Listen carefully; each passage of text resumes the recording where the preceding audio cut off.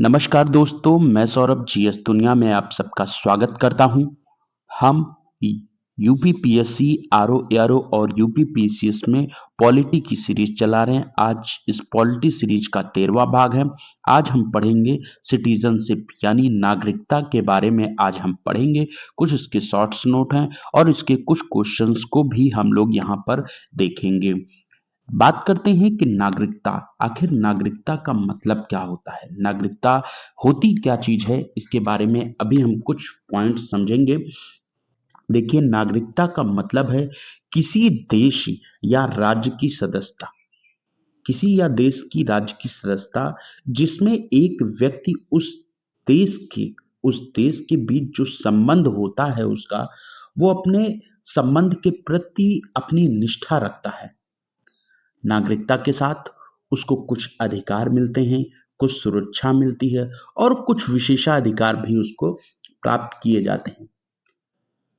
उसके नागरिकता के साथ साथ ही उसकी कुछ कर्तव्य और जिम्मेदारियां भी पूरी करनी होती है। तो ये बात है नागरिकता। नागरिकता का मेन तात्पर्य यही है कि देश और उस व्यक्ति के बीच एक संबंध होगा, उसके प्रति अपनी निष्ठा होगी। नागरिकता से उसमें जो देश होगा वो उसको सुरक्षा प्रदान करेगा, कुछ अधिकार देगा, कुछ विशेषाधिकार देगा और उस नागरिक का भी ये कर्तव्य है कि वो देश के प्रति जो उसकी जिम्मेदारियां हैं उसको वो करे, बेहतर रूप से करे। तो आइए नागरिकता से जुड़ी कुछ बातों को, जो हमारे पॉलिटी यानी संविधान, कॉन्स्टिट्यूशन ऑफ इंडिया के अंतर्गत बताया गया है, उसका एक संक्षिप्त रूप मैं यहाँ आप लोगों को दिखाने वाला हूँ। आइए हम देखते हैं सिटीजनशिप। देखिए, सिटीजनशिप की जो बात है वो हमारे कॉन्स्टिट्यूशन के अंतर्गत, में हमारे कॉन्स्टिट्यूशन के भाग 2 के अंतर्गत अनुच्छेद 5 से 11 तक नागरिकता का उल्लेख किया गया है।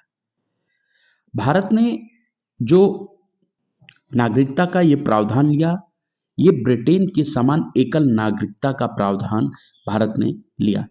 एकल नागरिकता का प्रावधान लिया है ब्रिटेन से। अनुच्छेद 11 के अंतर्गत संसद को नागरिकता के संबंध में विधि बनाने की शक्ति दी गई। मतलब अनुच्छेद जो 11 है उसमें संसद को यह अधिकार दिया गया है कि आप नागरिकता के संबंध में एक विधि यानी कानून बना सके जो है। देखिए, उसके बाद जो भारत का संविधान लागू होने के समय 26 जनवरी 1950 में जो है, भारत में रहने वाला प्रत्येक व्यक्ति क्या होगा, भारत का नागरिक होगा, ये बात कही गई थी। फिर उसके बाद देखिए, दूसरी पॉइंट पे बात आती है कि संसद संसद जो संसद है, हमारी संसद, मैंने बताया था आपको कि संसद 3 लोगों से मिलती है, लोकसभा, राज्यसभा और राष्ट्रपति, इससे है। तो संसद द्वारा भारतीय नागरिकता अधिनियम 1955 पारित किया गया। भारतीय नागरिकता अधिनियम 1955 पारित किया गया। नागरिकता अधिनियम 1955 के तहत नागरिकता की प्राप्ति, उसका निर्धारण और रद्द करने का भी प्रावधान इसमें दिया गया है। तो इसमें जो 1955 का नागरिकता का अधिकार है, इसमें नागरिकता की प्राप्ति, उसका निर्धारण कितने समय तक और उसको रद्द करने का प्रावधान यहाँ पर दिया गया है। ये बात हो गई। तो यहाँ पे इसकी अगली बात पे आते हैं हम। नागरिकता, भारतीय नागरिकता 5 प्रकार से प्राप्त की जाती भाई आती है कि कितने प्रकार से प्राप्त करते हैं, तो 5 प्रकार से प्राप्त की जा सकती। पहला है जन्म से यानी बाय बर्थ, बाय बर्थ। दूसरा है कि बाय बर्थ का मतलब, जन्म का मतलब क्या हो गया कि जन्म का मतलब ये हो गया कि आप यहीं जन्मे हैं, आपका है, आपका जन्म जो है भारत में हुआ है, जो है भारत में हुआ है, ठीक है ना। तो ये नागरिकता जो है, इसमें ये राष्ट्रीय नागरिकता है, ठीक है।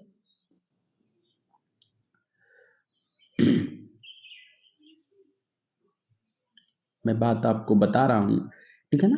तो जन्म के आधार पर आपकी नागरिकता होगी, ठीक। उसके बाद बात आती है वंश परंपरा, बाय डिसेंट के द्वारा, ठीक है। तीसरा है पंजीकरण के द्वारा और चौथा है देशीकरण के द्वारा और पांचवा है भूमि अर्जन के द्वारा। वंश परंपरा, जैसे राजा महाराजाओं का वंश था वो लगातार चला आ रहा था, तो उससे जो है क्या, उससे संबंधित जो व्यक्ति होगा उसका पंजीकरण द्वारा, कि मतलब पंजीकरण रजिस्ट्रेशन के द्वारा।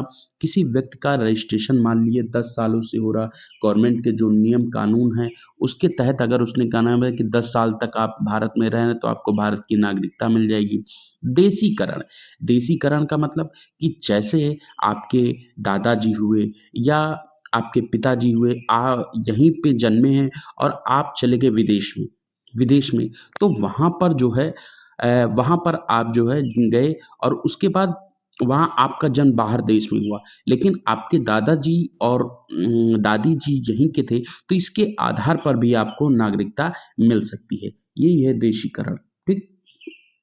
उसके बाद जो है क्या है कि ये है।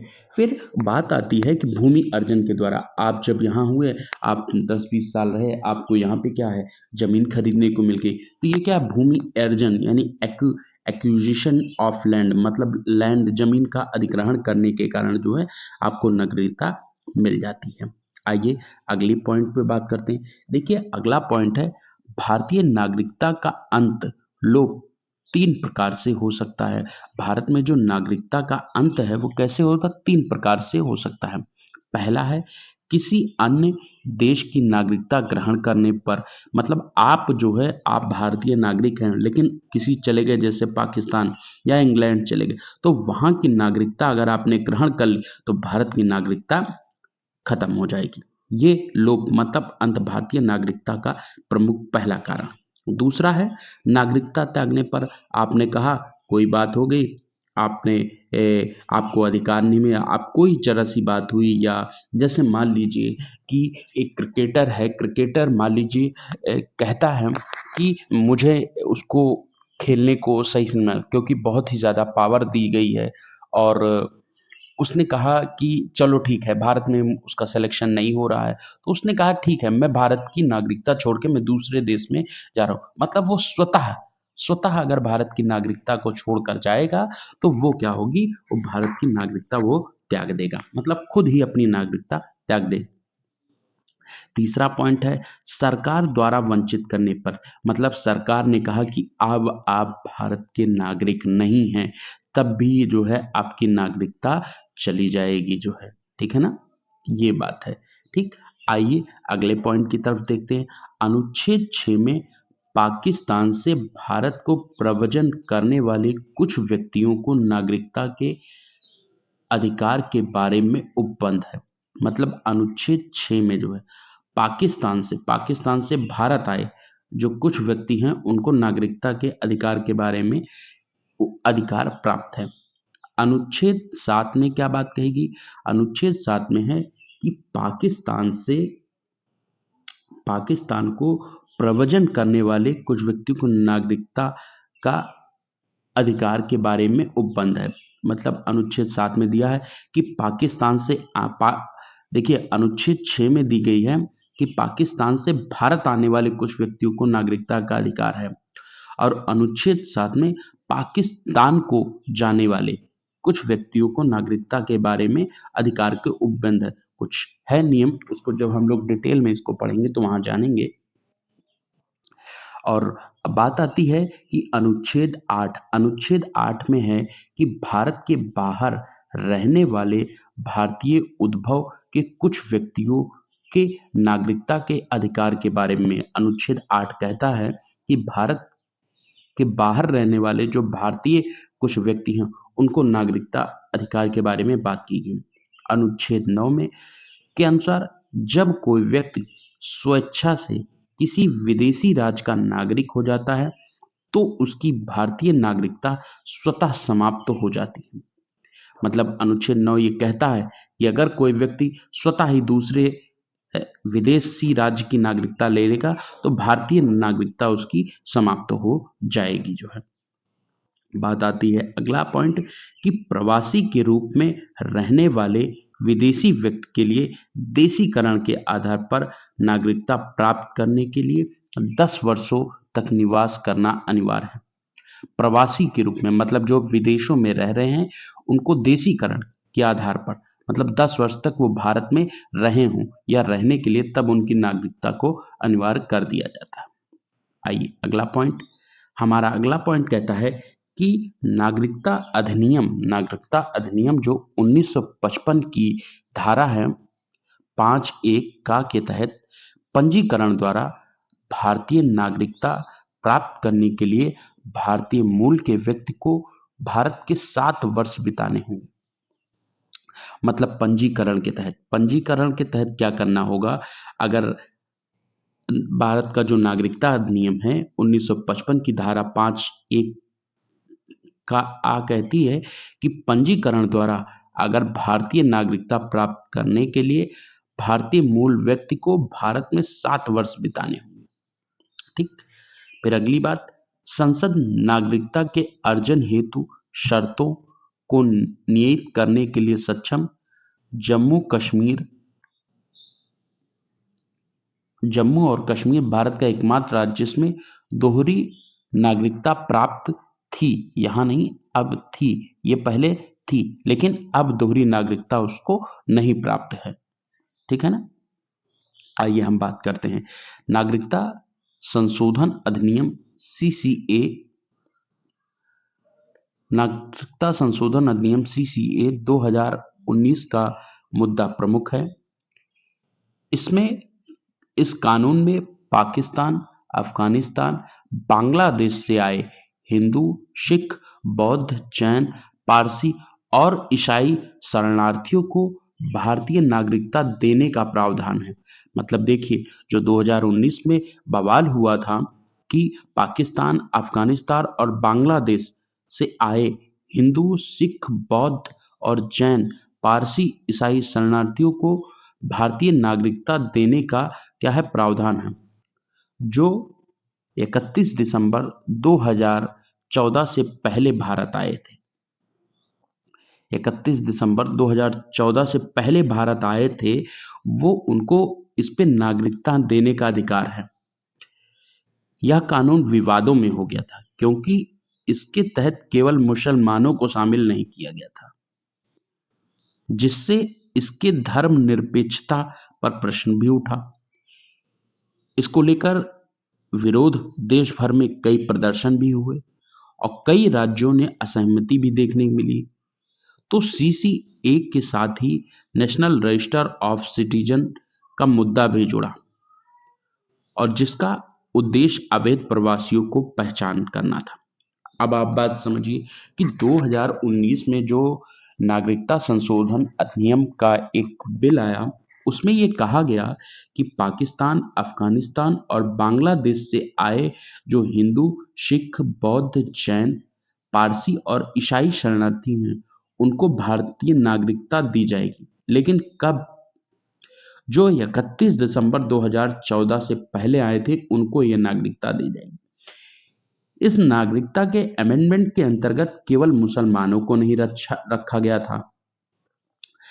अगर मान लीजिए 31 दिसंबर 2014 से पहले कोई मुसलमान भी आया हो तो क्या उसको नागरिकता नहीं दी जाएगी? तो इसमें मुद्दा केवल मुसलमानों को जो शामिल नहीं किया गया था उसके लिए उठा। जो मुसलमान उससे पहले आए थे वो कहाँ जाएंगे? अगर वो इतने 10-20 सालों तक रह रहे हैं तो उनको कहाँ जाएंगे? तो जिससे इसकी धर्मनिरपेक्षता, मतलब धर्मनिरपेक्ष प्रश्न उठा, प्रदर्शन भी हुआ इसको लेकर के और बहुत सारी बातें हुई, बहुत दिनों तक आंदोलन चला। फिर कोविड आ गया, मामला ठंडा हुआ, तो इसमें आगे भी परेशानियां हमको देखने मिली। सीसीए के नेशनल रजिस्टर ऑफ सिटीजनशिप का मुद्दा भी इससे जुड़ा और बहुत अवैध प्रवासियों की पहचान करना इसका मेन लक्ष्य था। यहाँ बात आती है वर्ष 2015 में संशोधित अधिनियम की व्यवस्था की गई थी, जिसमें पाकिस्तान और बांग्लादेश के नागरिकों को छोड़कर देश की दोहरी नागरिकता दी गई थी। ये भी बात एक पॉइंट। आइए अगला पॉइंट मैं बात करता हूं जम्मू कश्मीर राज्य को। जो जम्मू कश्मीर राज्य है उसका विशेष दर्जा हटाए जाने पर हटाए जाने से पहले जम्मू कश्मीर में जो विशेष दर्जा पहले उसको दिया गया था, वो दर्जा हटाए जाने से पहले वहां के नागरिकों के पास नागरिकता के साथ भारतीय नागरिकता के साथ एक विशेष नागरिकता भी थी, जिसे स्थानीय नागरिकता भी कहते थे। यह उन्हें अनुच्छेद 370 और अनुच्छेद 35A के तहत प्राप्त थी। उन्हें जमीन खरीदने, सरकारी नौकरी पाने, अन्य विशेष अधिकारों का जो है अधिक हकदार बनाती है। लेकिन 5 अगस्त 2019 को अनुच्छेद 370 हटाए जाने के बाद जम्मू कश्मीर की विशेष नागरिकता का प्रावधान समाप्त कर दिया गया। अब वहां के नागरिकों के पास केवल भारतीय नागरिकता है। अन्य भारतीय नागरिकों की तरह जम्मू कश्मीर में जमीन खरीदने, अन्य अधिकार प्राप्त करने का समान अधिकार भी उनको ये प्राप्त हुआ। 5 अगस्त 2019 को अनुच्छेद 370 जो जम्मू कश्मीर के लिए एक विशेष प्रावधान था, उसको हटा दिया गया और उससे पहले जम्मू कश्मीर के जो नागरिक थे उनको दोहरी नागरिकता प्राप्त थी। एक तो उनको जम्मू कश्मीर की नागरिकता प्राप्त थी और दूसरी उनको भारतीय की नागरिकता प्राप्त थी।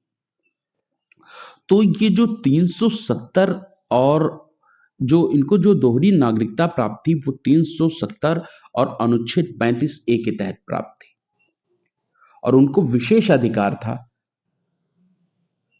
देता था।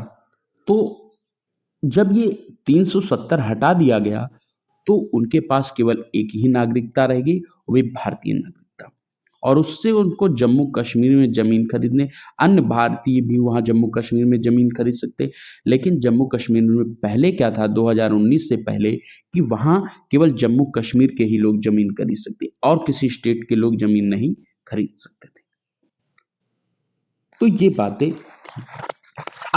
अब क्या हो गया, अब हर कोई वहां जमीन खरीद सकता है, अपना अन्य अधिकार को प्राप्त कर सकते हैं, है ना। तो आइए इससे संबंधित कुछ प्रश्नों को हम देखते हैं। हमारा पहला प्रश्न कहता है, और ये प्रश्न काफी ज्यादा आपके लिए लाभदायक होंगे।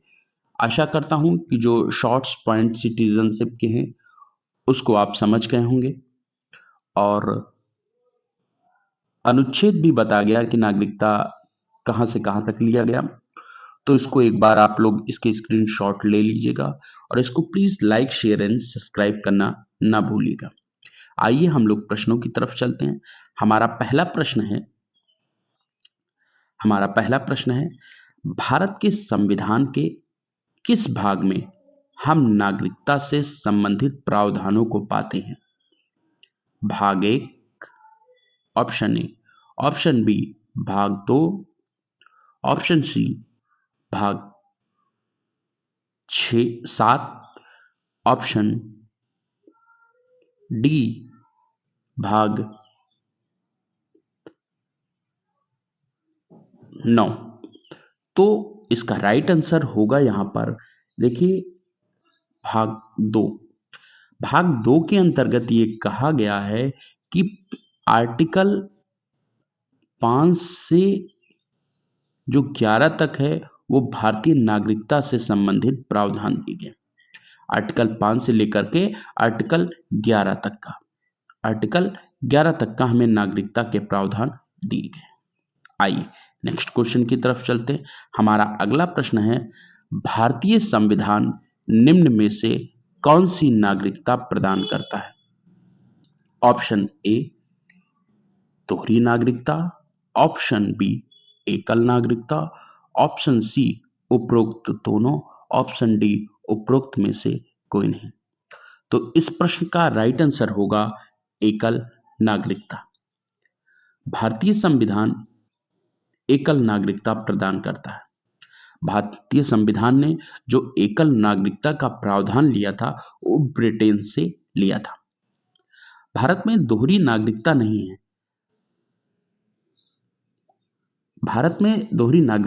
है। जबकि दोहरी नागरिकता का प्रावधान जो है अमेरिका के देश में है, वहां दोहरी नागरिकता प्रचलित है।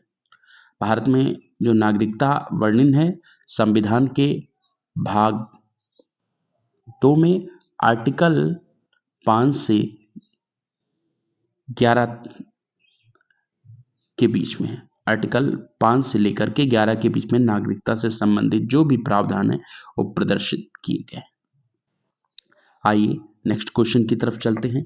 हमारा अगला प्रश्न है, भारत में नागरिकता की निम्नलिखित विशेषताओं में से कौन सी सही है? ऑप्शन नंबर ए, राज्य तथा राष्ट्र की दोहरी नागरिकता।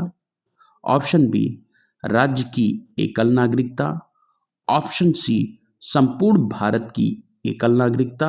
ऑप्शन डी, भारत और अन्य देश की दोहरी नागरिकता। तो इसका राइट आंसर होगा ऑप्शन नंबर सी, संपूर्ण भारत की एकल नागरिकता। आइए नेक्स्ट क्वेश्चन की तरफ चलते। हमारा अगला प्रश्न है, भारतीय नागरिकता नहीं प्राप्त की जा सकती है। ऑप्शन ए, जन्म द्वारा। ऑप्शन बी, देशीकरण द्वारा। ऑप्शन सी, किसी भूभाग के सम्मिलन द्वारा। या ऑप्शन डी, भारतीय बैंक में धन जमा करके। तो भारतीय नागरिकता नहीं प्राप्त की जाती है भारतीय बैंक में धन जमा करके। इसका ये राइट आंसर होगा। देखिए, जो भारतीय नागरिकता अधिनियम है, इंडियन नेशनल सिटीजनशिप, जो भारतीय नागरिकता अधिनियम है, भारतीय नागरिकता अधिनियम 1955 के द्वारा भारतीयों को 5 प्रकार से नागरिकता प्रदान की जा सकती है। 5 प्रकार से कौन कौन सा है? पहला, जन्म के द्वारा। दूसरा, वंशक्रम के द्वारा। तीसरा, रजिस्ट्रीकरण के द्वारा। चौथा, देशीकरण के द्वारा। और पांचवा, किसी भूभाग के सम्मिलन के कारण ये उसको नागरिकता प्रदान की जा सकती है। आइए नेक्स्ट क्वेश्चन की तरफ चलते हैं। हमारा अगला प्रश्न है, भारत का एक नागरिक अपनी नागरिकता खो देगा यदि वह, पहला पॉइंट, भारतीय नागरिकता का परित्याग करता है। दूसरा पॉइंट, स्वेच्छा से किसी अन्य देश की नागरिकता प्राप्त करता है। तीसरा पॉइंट, किसी अन्य देश के नागरिक से विवाह करता है। और अगला पॉइंट है, सरकार की आलोचना करता है। इसके जो नीचे दिए गए कूट हैं, इसके सही क्रम को पहचानना है। तो ऑप्शन ए कहता है 1, 2, 3। Option B 2, 3, 4। ऑप्शन सी केवल 1 और 2। और ऑप्शन डी केवल 1 और 4। तो बात करते हैं, देखिए, जो नागरिकता खोने का है उसमें सबसे पहला कारण जो राइट आंसर है यहाँ, भारतीय, कोई भी भारतीय नागरिकता का परित्याग करता, मतलब अपनी नागरिकता छोड़ देता है। दूसरा है, वह स्वेच्छा से, मतलब खुद से अन्य देश की नागरिकता को प्राप्त करता है। ये 2 पॉइंट तो सही है। लेकिन किसी अन्य देश की नागरिक व्यक्ति से अगर विवाह कर लेता है तो क्या नागरिकता खो देता है? नहीं। मैं ऑप्शन बताता हूं। हमारे एक क्रिकेटर हैं जिनका नाम है शिखर धवन। उन्होंने एक ऑस्ट्रेलिया की महिला से विवाह किया था। तो क्या उनकी भारतीय नागरिकता चली गई थी? नहीं, उनकी भारतीय नागरिकता नहीं गई थी, है ना। चौथा पॉइंट, सरकार की आलोचना करता, क्या उसकी नागरिकता, बहुत सी राजनीतिक पार्टियां हैं, क्या आलोचना करती हैं तो नागरिकता जाती है? नहीं। तो यहाँ तीसरा पॉइंट गलत और चौथा पॉइंट गलत है। नागरिकता खोने का जो सही रूप है ऑप्शन नंबर सी, केवल 1 और 2 है। ये इसका राइट आंसर है। आइए नेक्स्ट क्वेश्चन की तरफ चलते। हमारा अगला प्रश्न है, नागरिकता संशोधन अधिनियम 2015 के अंतर्गत निम्नलिखित में से कौन भारतीय कार्ड धारक प्रवासी नागरिक के रूप में पंजीकृत होने के लिए अर्ह नहीं है? ऑप्शन ए, एक अवयस्क बच्चा जिसके अभिभावक भारतीय नागरिक हैं। ऑप्शन बी, भारतीय नागरिक की विदेशी मूल की पत्नी। ऑप्शन सी, वे भारतीय जो विभाजन के उपरांत पाकिस्तानी प्रवासी हो गए। ऑप्शन डी, एक व्यक्ति का परपोता परपोती जो दूसरे देश का नागरिक है किंतु जिसके पितामह पितामही मातामह या मातामही संविधान लागू होने के समय भारतीय नागरिक थे। तो इसका देखिए राइट आंसर जो यहां पर होगा, नागरिकता संशोधन अधिनियम 2015 के तहत ये कौन और नहीं ऐसे व्यक्ति ऐसे भारतीय होंगे जो विभाजन के उपरांत पाकिस्तानी हो गए हैं। ऐसे व्यक्तियों को भारतीय नागरिकता मिलने का कोई अधिकार नहीं है। आइए नेक्स्ट क्वेश्चन की तरफ चलते हैं। हमारा अगला प्रश्न है, निम्नलिखित कथनों पर विचार कीजिए। पहला कथन कहता है, नागालैंड, असम, मणिपुर, आंध्र प्रदेश, सिक्किम, मिजोरम, अरुणाचल प्रदेश तथा गोवा की प्रादेशिक मांगों को देखते हुए भारत के संविधान में अनुच्छेद 371 ए से लेकर अनुच्छेद 371 आई अंतर्विष्ट किए गए हैं। दूसरा पॉइंट, भारत तथा संयुक्त राज्य अमेरिका के संविधानों में दो राजतंत्र, संघ और राज्य, किंतु नागरिकता एकहरी है। चलिए अगली बात देखते हैं।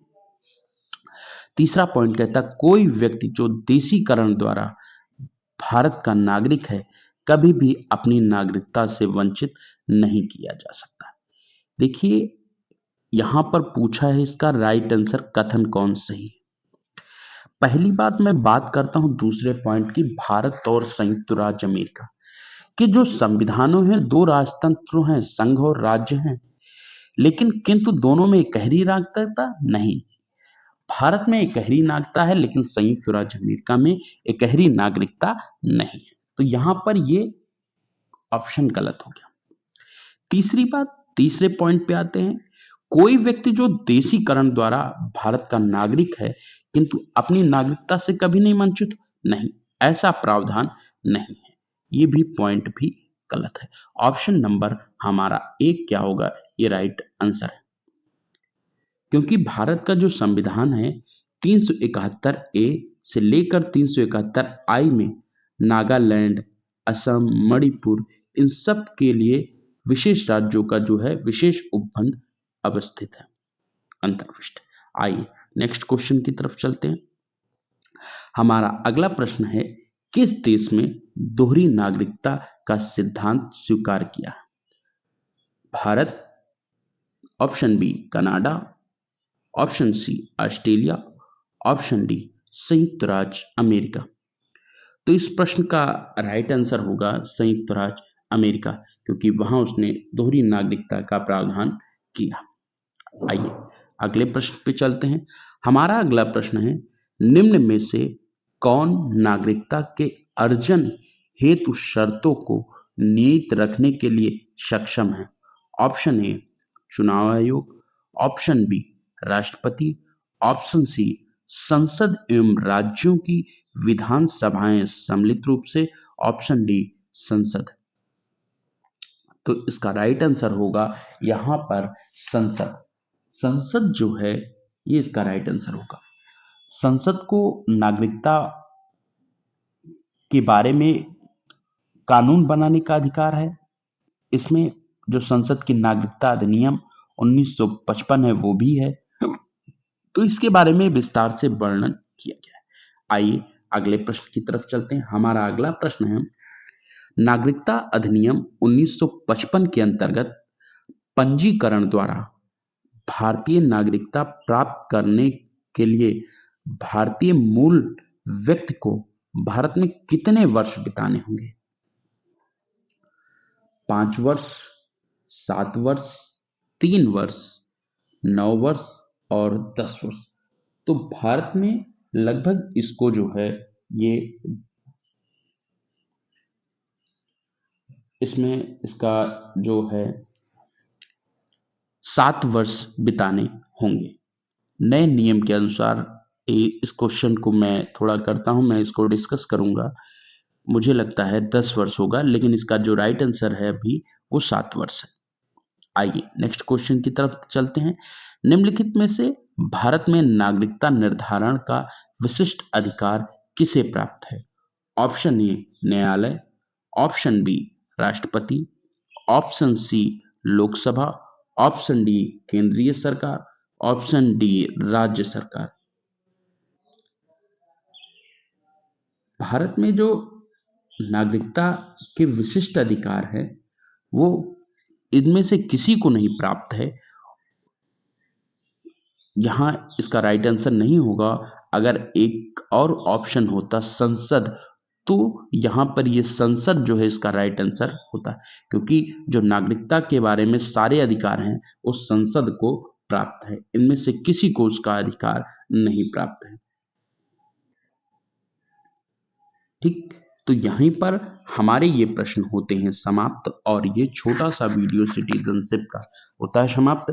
कल हम लोग मूल अधिकार को लेकर के आपसे डिस्कस करेंगे और उसके बारे में बात करेंगे।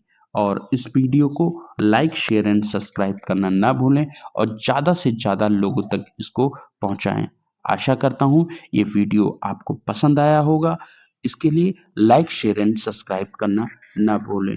थैंक यू, नमस्कार, जय हिंद।